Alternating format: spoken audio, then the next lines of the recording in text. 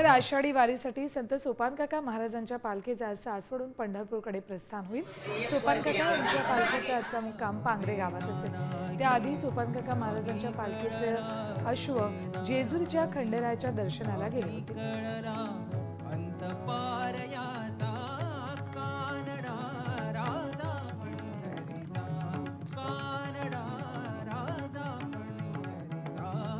तर मंदिर परिसरातून पालखी सोहळा प्रस्थानाचा आढावा घेतला आमचे प्रतिनिधी मंगेश कचरे यांनी।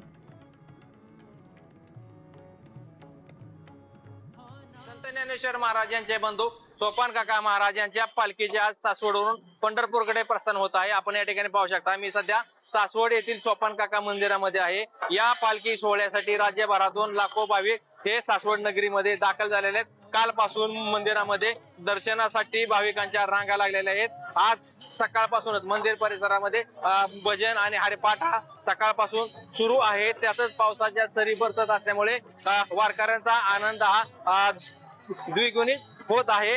काल या ठिकाणी संत ज्ञानेश्वर महाराजांचा पालखी सोहळा विसावला आहे। काही वेळातच या ठिकाणी पालखी सोहळ्याच्या प्रस्थानाला सुरुवात होणार आहे। पालखी मंदिरातून बाहेर आल्यानंतर प्रदक्षिणा होणार आहे आणि त्यानंतर पालखी ही पंढरपूरकडे मार्गस्थ होणार आहे। मार्गस्थ झाल्यानंतर पांगारे या ठिकाणी या पालखी सोहळ्याचा आज पहिला मुक्काम असणार आहे। मंगेश कचरे, साम टीव्ही न्यूज, सासवड।